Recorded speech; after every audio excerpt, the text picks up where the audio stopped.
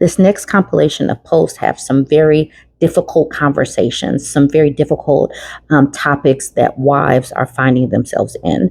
So if it is too much, I do completely understand. You can smash like and drop some hearts if it becomes too much, and then just scroll away.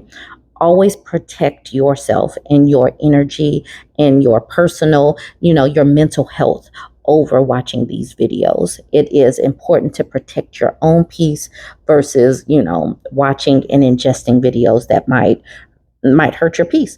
So join the conversation if you want to. Otherwise, scroll away, drop some hearts in the comments. We have another fed up wife. She simply titles this what she is quoting from her husband. You ready to take care of daddy? She says, F no, I don't. Pig. She says, I'm utterly exhausted physically and mentally after taking care of four small humans all day long. I have been on the run since my feet hit the ground that morning. Appointments, laundry, school stuff, dinner, etc. You know the deal. He comes in from work and immediately says, dinner isn't ready? How much longer? What are you doing? I'm cooking, you F-tard. And then he had an absolute show trying to manage the kids while they decorated the Christmas tree, screaming, fighting over who got to do what, all while he just sat there playing on his phone. Finally, the kids are settled and getting ready for bed, so I seized the opportunity to go change clothes, only to be cornered and asked, You ready to take care of daddy? To which I politely replied, No. Then he was pissed off for the rest of the night being a dick over a dick. Now, this morning, after taking the kids to school, I'm currently sitting in my car in a parking lot, avoiding going home. Why? Because he's there waiting for me to come home and to take care of him instead of going to work. He refused to listen to me this morning after I told him, 1, I'm not in the mood. 2, I don't feel good. 3, he's a piece of I am thoroughly disgusted. I was sent this post and I was told about this post. And these people, these peen havers, simply do not know and understand that women being inundated daily with all of the caretaking, all of the chores, all of the house management, it's stressful. And if they choose to opt out, if they choose to not participate in the home, and this is what happens. This is precisely what happens. This woman is looking at this man with disgust. She is at the point of disgust because she has a fifth person that needs to be catered to when this fifth person should be the one that is actively participating in the home life as well. Managing a home with four small children, is already a challenge. And then having someone that is this obtuse, that is only thinking about his peen, is enough to make normal women become disgusted. All right, let's look at some of the comments. Nitty Nat says, just you, take care of daddy. How effing sexy. Ugh. Go to a cafe and have a coffee, then go to the movies. Ugh, I feel you. And then the OP says, effing right. I would so go grab a coffee, but I left my wallet at home. Ugh. Luckily, I had forgotten my crochet project in my car, so I'm chilling, listening to music and crocheting. LOL. Nina says, my husband is never after 6. A whole nother story. But last week he had the day off of work and didn't give me a warning. Just didn't tell me. I got home from dropping the kids at school, saw his car in the driveway, quietly opened the front door and heard the effing TV blasting. I quietly shut the door and left. I was raging, absolutely raging. I didn't want to spend my day listening to the freaking TV blasting MacGyver or whatever 30-year-old show he watches. I didn't want to talk to him while he scrolls his freaking phone and ignores me. I didn't want him to ask me for cups of coffee. I didn't want him to give me a little wine and ask what was for lunch. I was spitting mad about my husband being home for the day because he sees me as his maid. If he wanted sex as well, my head would explode. Whew. The way women talk, you can tell so many are getting really close to that point where they're just going to walk away. When you get mad because your husband is home, because you know he's going to try to act like you are the servant, this woman is checked out as well. Red Rose says, I have never related to a comment more. Mine occasionally decides to work from home without telling me, which means I come home from school, drop off to the TV blasting whatever 20 to 30-year-old show he's picked and expect me to be on all day and or ignoring me for his computer or his phone unless I'm somehow making too much noise by caring about my usual day. Then I'll hear about it. You know, I was working here to have quiet. Then there was a period of several months a while back where he did this every day. So every day he was home disrupting my routine and my quiet, expecting the TV to be on hours of his shows. But I was the problem if I wanted the effing TV down or off. I also don't want to spend my day or days being bombarded with hours of whatever decades old show he thinks he needed to be on, being asked to make more coffee, and being ignored unless I was the problem. It was so effing enraging. Why can't you exist at home without the effing TV being on?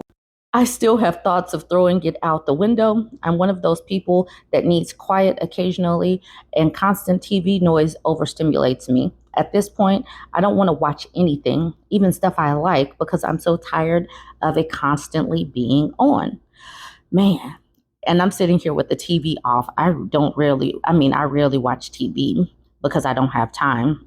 But I'm like these moms where, like, in the morning, I get some quiet time alone, and I do like for it to be quiet. Nitty Nat says, I can't even just sit on the sofa and watch TV anymore. I don't want the kids to think this is what adults do. I hate our sofa because he runs to it like he's afraid it'll disappear if he doesn't put his fat butt on it. And I'm sorry, and why have the TV so loud? Some old effing show that is boring as hell. I don't even believe they find those shows remotely entertaining. They just want noise. I was chatting to my teenager at the table last night, and he sat on the sofa and turned the TV up because he couldn't hear it over our talking. Like, effer, your teenager is out here chatting, and you prioritize the effing TV. And then this epiphany hones in on, like, effer, your teenager is here chatting and you prioritize the effing TV. And this person says, OMG, I'm so sorry, and I would be livid. Whenever our teen sits to chat, we pause the TV and put our phones down. He's a teenager, and being there to hear him when he wants to talk is crucial. But also, my husband and I have a rule that when we are chatting, we put the phone down out of respect for each other. We can always go back to the game we were playing or doom scrolling afterwards.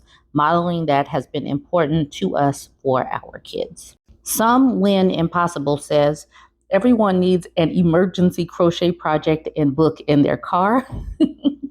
The OP says, hell yes. HE Cat says, this is why I like having tap to pay on my phone. It has saved me so many times. And the OP says, I really need to get on board with this tap to pay. LOL. Yes, please get on board. I need to put my newest debit card on my tap to pay because I don't have it there. All right, y'all. So, like I said, these women are talking, and so many wives are they're getting close. They're getting close to their limit. And if you're going to leave, you better leave now before you're stuck. But also, don't spend your life being this stressed out. Don't spend to the point where you don't even want to go in the house and talk to these people or see these people. Just don't get to that point. Join the conversation. Let me know what you think about this one. Don't forget to like, comment, and share. This was posted in the Ask Women Over 40 subreddit. She says, I know my husband wants a divorce, but he doesn't. So she's 40, he's 42. She says, my husband and I have been together since we were teenagers, married 20 years, 4 teenage kids. Everything was good income, happy kids, all of it until last year. My husband started telling me reasons he was unhappy.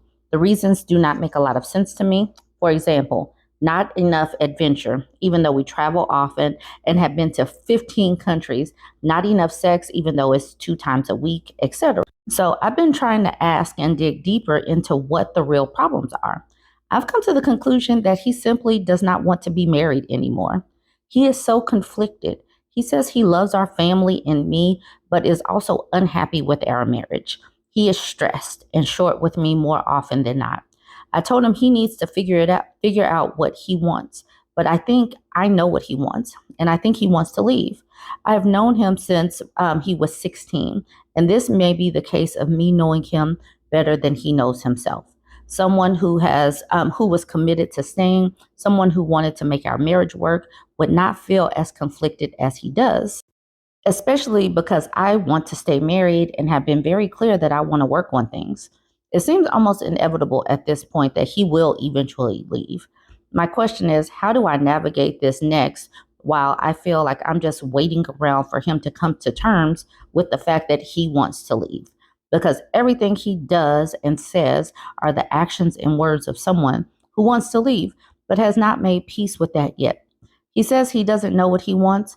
I feel like I'm just waiting for him to muster up the gumption to do it.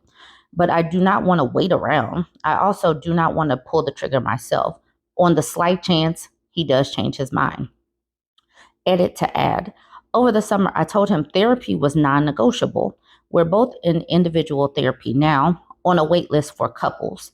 His hormones have been checked, and he's been on HRT for about a year. So she sees that this man is not dialed into their marriage. So she's not completely unhappy like some of these women are, but her husband is.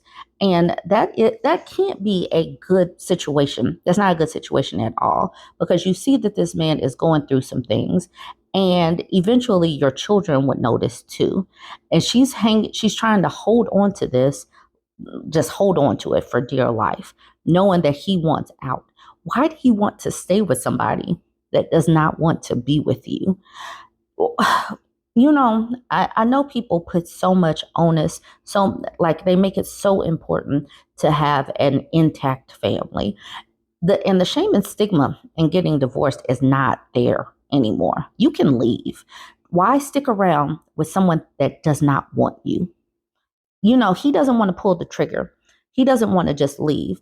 But why would you want to be with somebody that doesn't want you? Ladies, I need us to, have a little bit more self-preservation and self-esteem than this. Staying with somebody that doesn't want you is not a good look. And we deserve better. We need better for ourselves. We deserve better for ourselves. And this lady deserves better for herself. She just needs to figure that part out for herself. While she's sitting around waiting on him to decide if he wants her, she needs to choose herself. All right, let's look at a few of these comments. La Luna Domina says, have you been to counseling together? She says, we are each in individual therapy and on a wait list for couples. Loved a Jackass says, the couples counseling is a waste unless you use it to get him to admit what he's really up to. If you go into it wanting to save the marriage, you will end up with a counselor telling you to change to make him happy when he's the one with the problem. Spare Answer says, I'm not in full agreement here. Counselors don't tell you what to do. As I said, I went to 4. They asked you the questions and elicited the answers needed in an open, safe environment. She said, it just made it worse and costly.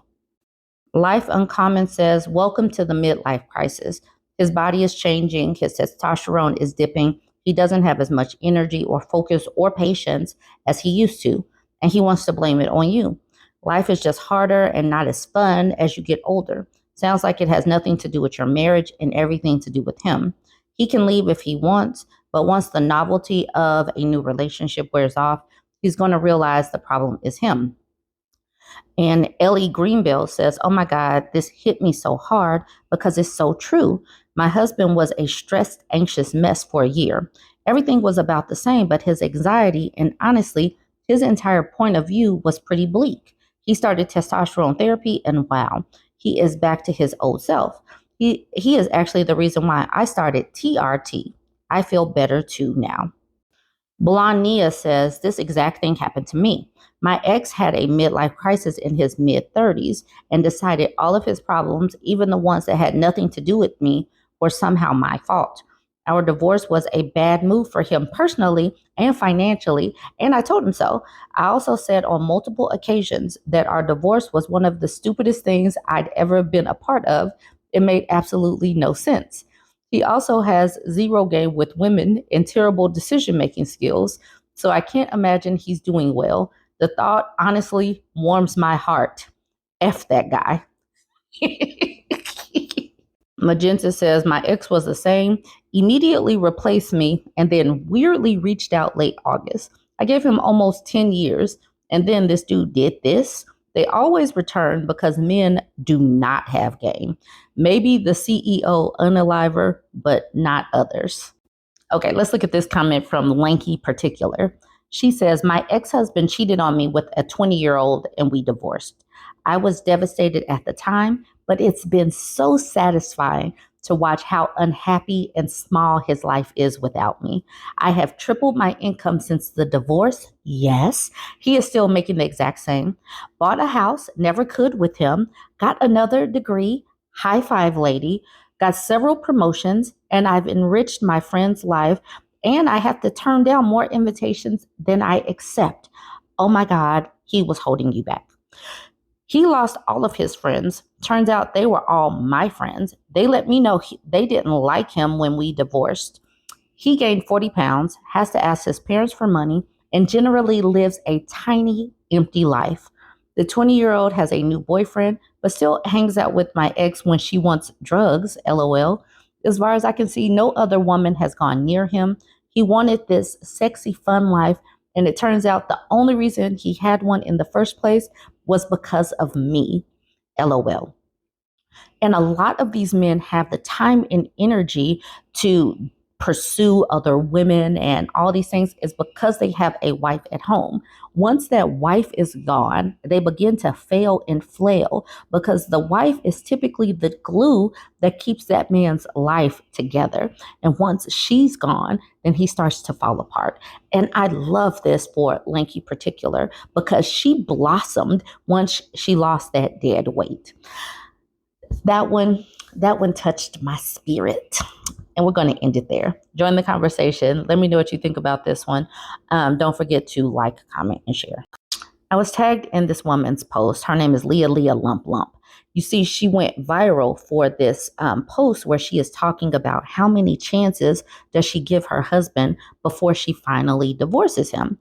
Now, at first, she said that she made this page because she was going through a journey. She's trying to lose weight and improve, become sober. So she is on a life journey. But then she posted this and got a lot of feedback. She had a lot of women in her comment section that just see themselves in her story. And I saw that one first. And then yesterday I went back to her page. And at first she was saying that she wasn't sure if she wanted to divorce him. But now down here, you see that she is choosing divorce. She's at the point of no return now. And she says, trigger warning for grape. So if you're on TikTok, go over and watch her video. Just go watch it. I want her to get the views. But this is where she's talking about how many chances. And you can tell that, even through this 10 minutes, she is struggling because she's human and she's been with this man for a while and she wants to give him chances or whatnot. But she is just tired. She's tired of asking this man to participate with the children. She's tired of feeling disrespected or whatnot. She's just tired and not sure what to do. This is the comment section down here that really got me. So this is the video where she's saying that she is going to divorce her husband. And maybe there was something going on in the comment section that made her have this triggered thought or something. Because you see right here, she says class 3 obese, addiction, and eating disorder. And in this video, she was talking about how she had to cope with sex with alcohol. And it started out with 1 glass of wine, and then it became 2 just to get through the act. And in this video, she's talking about sexual coercion, and it made the women in the comment section speak up. And what I saw in this comment section made me really sad for what women put themselves through to be in these relationships. And I'm going to share some of the comments that I saw on this post. This could be very triggering, so just keep that in mind. If this is very triggering, please just scroll away. Okay, now I'm just going to read.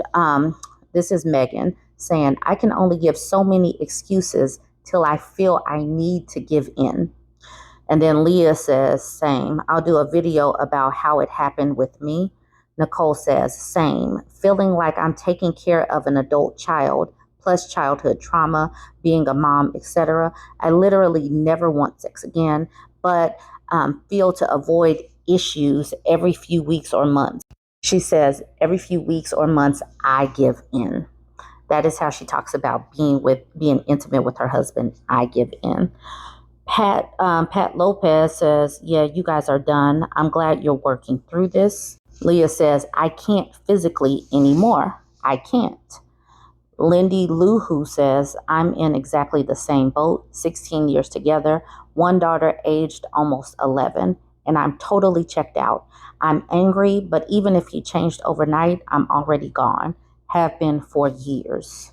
MZ83 says, sounds similar to me. 18 years together, this past May, 16 years married, this past June, 4 kiddos, aged 7 to 11, divorced, finalized in October. I had been checked out for several years. We're not getting to that point where it's just like they're finally choosing themselves. She says she's been checked out for several years, and now she's finally completely done.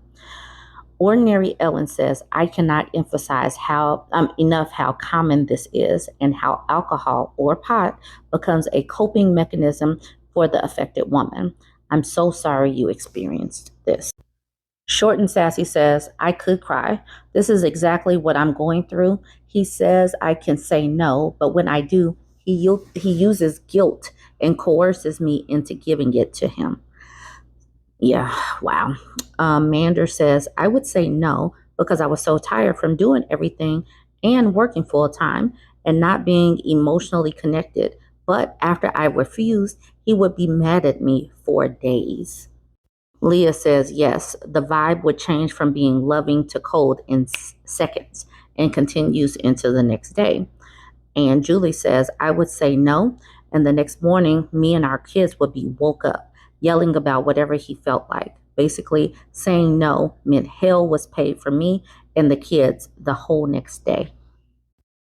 Punk Omen says, watching your story literally feels like looking into a mirror. You're not alone. You got this. Hold on to your power. I promise there's so much light on the other side. Mary says, you didn't fight that hard, so I didn't know it was so important. That was one of the points of no return moments. Then Worry About Your Self-Love says, in therapy, I told my ex-husband in front of our therapist that it feels like I've been raped 1,000 times. I swear he enjoyed how much I cried after. He didn't deny it in therapy. Michelle says, I dated someone I did say no to multiple times. He still thinks he didn't rape me. And then Naomi says, marital coercion is what was the beginning of the end for me. Now, you see, this video has so many comments, and so many women are saying the same thing. So many women are not enjoying it, and they're just kind of giving in or being forced to give in because they know what happens if they don't. And the fact that so many women are speaking about this in the public square speaks to other women about their resolve to not get married and just to stay single, because this could literally happen. And I really do believe that these women sharing their relationship stories is changing lives. Okay, so if you're on my TikTok page, go to Leah's page and watch her videos there. If you're on my YouTube page, 2 of her videos will follow. They're a little long, but you'll get the point. I just wanted you to see these comments first. So join the conversation. Let me know what you think about all of this. Don't forget to like, comment, and share. Okay, the night that I told my husband that I wanted to divorce kind of went like this. I was telling him for weeks that I had been treading water with the girls and that I need more help. I was feeling overwhelmed with a dance recital that was coming up, and I was like, hey, can you wake up a little bit early to like help me with like makeup, the whole shebang, makeup, hair, everything. He said, I'll wake up, I'll sacrifice sleep to help you. I'll wake up, I'll sacrifice sleep and help you. And I said, sounds great, because you went to the soccer bar like last week and you sacrificed sleep to do that. To which he told me that wasn't the same thing. And I'm like, okay. So he then told me that maybe I should get a job so that he can quit and that he can run the house. And I said, say less. And I got up and I said, then I can quit this job and then I'll just go to work. He followed me into the kitchen where I looked at him and I said, we are heading towards divorce. And he looked past me to watch the soccer game. And I said, I just told you that we're on our road to divorce and you looked past me to watch soccer. To which he said, well, I got distracted. Fair enough. So I ran an errand that I needed to do anyway. And I came back and he's like, we need to talk. I said, yeah. Because it's hard to tell someone that you've been with forever, it seems, that you want a divorce. So we go in the other room and he goes, what's up, hon? I said, I think we need to get through December. We're going to make this month special for the girls. We're going to do Christmas. We're going to do the holidays. And then when January comes, we're looking at divorce. Like, we need to talk about separation. What are we going to do with the kids? Living arrangements, the whole shebang. He sat down, immediately started crying. Okay. And I have been manipulated before in the past, and it's with counseling and all this other stuff, I am so solidified in my decision that these tactics aren't working. He keeps telling me, he's like, I'll try harder, I'll do more, just give me another chance. And I go, hon, we have been trying this for years. I have been asking you to change and to meet me halfway for probably 10 years now. To which he admits that he's only been trying for the last 2 years. So I've been asking for help for 10 years for him to change or to at least meet me halfway. And he only started trying 2 years ago. So I said, what in the past shows me that I should give you another chance? He's like, I love you. I do everything for you and the girls. You're my whole life, etc., etc. And he's like, I just need you to give me another chance. And I said, I am not leaving this room until you realize that I am serious about this. I want to move forward with separation. And he was basically let me try, see the good that I'm going to do. And I said, I will admit that I will see the good that you do, but it is most likely not going to change my mind. I'm trying to let him down as nicely as possible.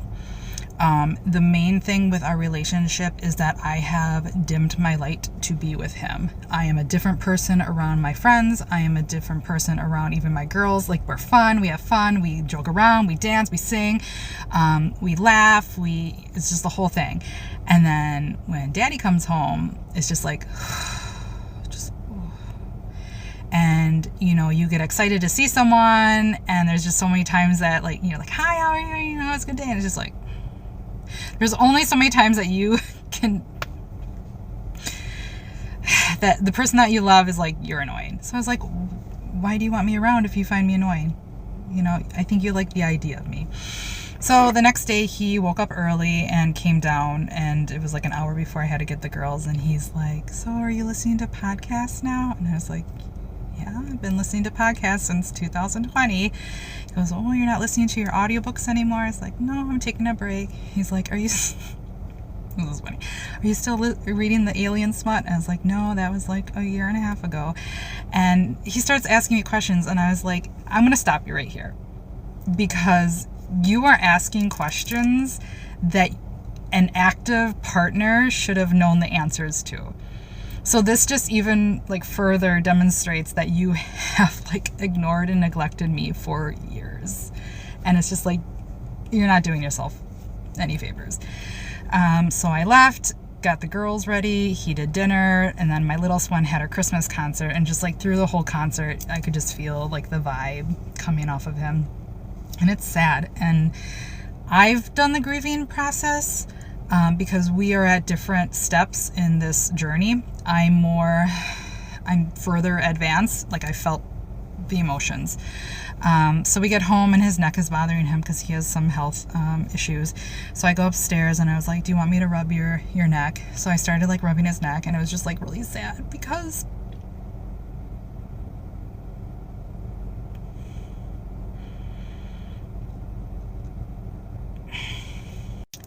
I still love him and I still care about him.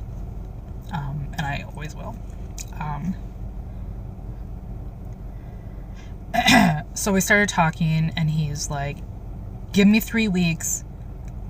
I'll be different. We're going on our trip. Like, I'll show you, I'll be better. I neglected you for years, and I'm realizing that now, and et cetera, et cetera, et cetera. Like, I'm going to make you my priority and everything like that. And I was like, I love you. And I'm like, we can still be friends. And like, I will be there for you. Like, even when the girls turn like 18, like, I'm not just going to disappear. But I'm like, I love you, but I'm not like in love with you anymore. And he's like, I want to change that. I want you to fall in love with me again. Like, I'm going to do all the things. Like, just give me 3 weeks. Give me 3 weeks. You said that we can have December. Like, just give me 3 weeks. So I'm like, okay, but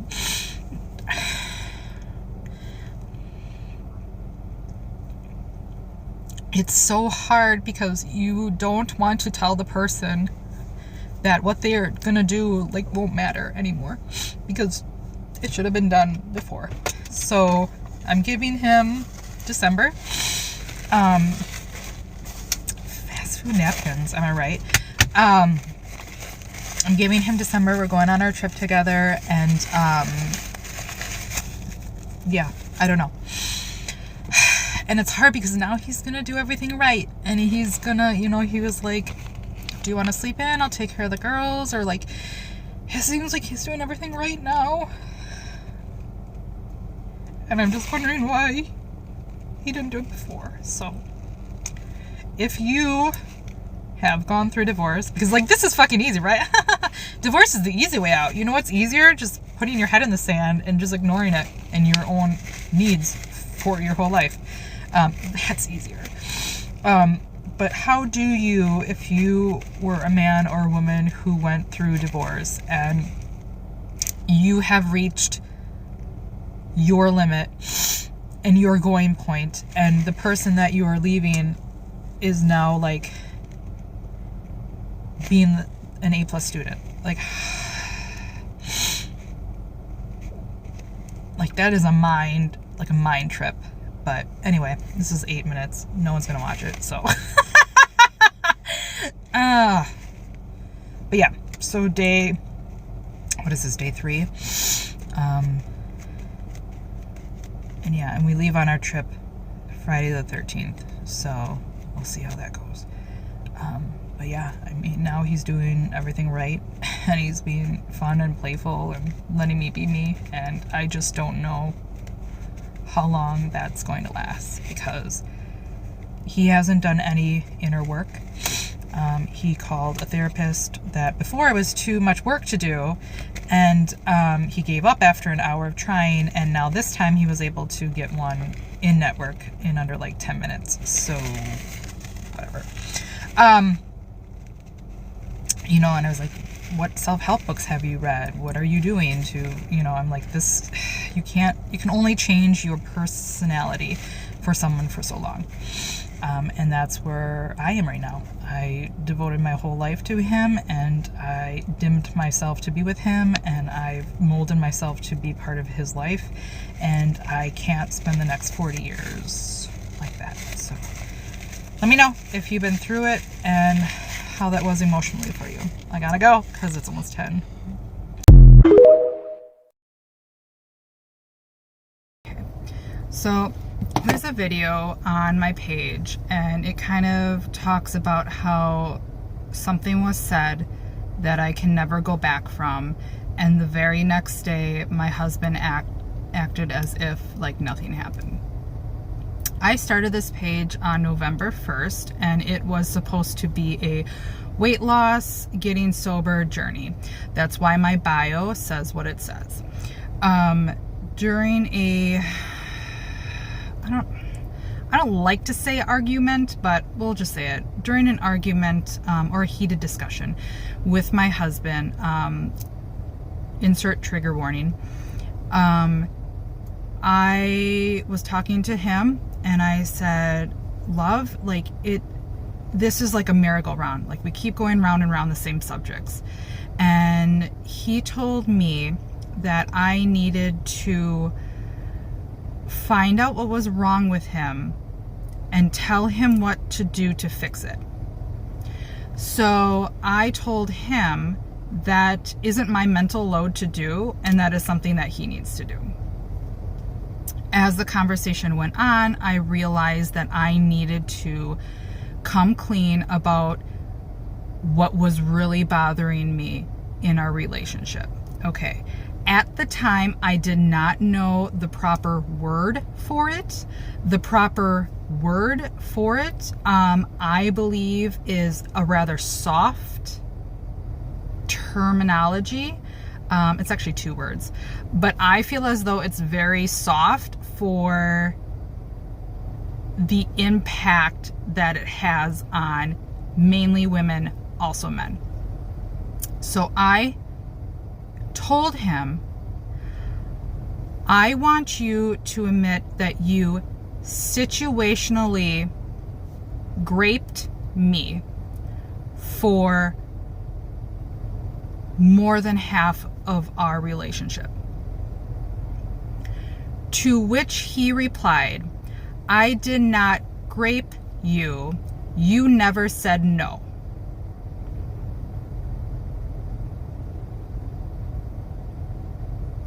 When that happened, it was like clarity, boom. And I remember thinking, and I may have said it, I didn't realize I could say no.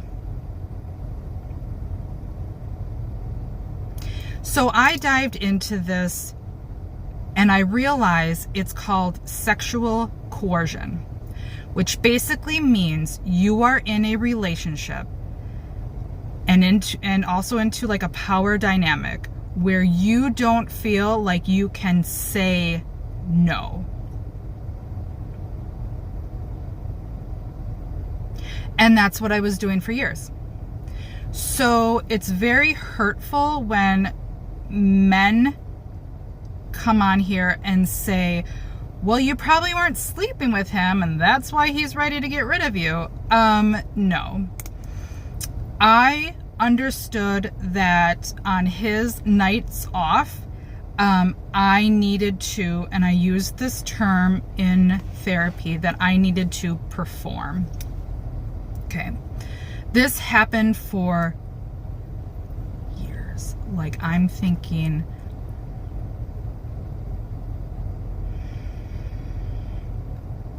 I would say 8 years total. The way that I coped with this situation is that I began drinking. At first, towards the beginning, just a glass of wine would loosen me up enough to get in the mood.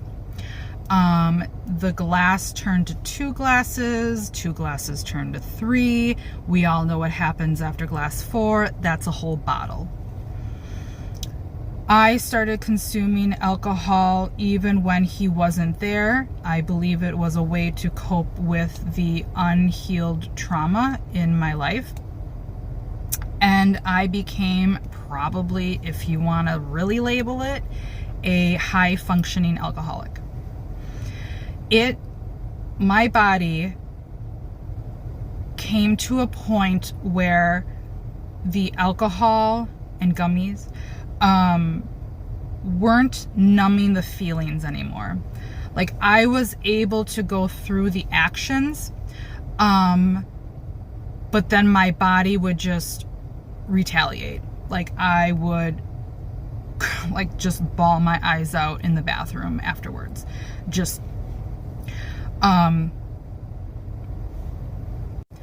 not wanting this to be my relationship with my husband, I bought a book for him to read about certain techniques that he could try, and it improved our relationship in that aspect to a certain degree. But I think that underlining trauma was just too deep. And it's just something that I cannot go back from. And his reaction to it was also it just seemed very, maybe defensive, but it should have spurred more of a conversation than it did. So I absolutely love the pouring out of support and the good faith, wishes for a happy ending for us to come together. But as I told my therapist, Steve, the other day, is that you as a husband and a wife, or like a partnership, need to be there, like, also sexually for each other. Like, I think that's a healthy part of a marriage. And to ask someone to stay in a marriage with someone who does not want to perform that act with them would be extremely selfish. I should not take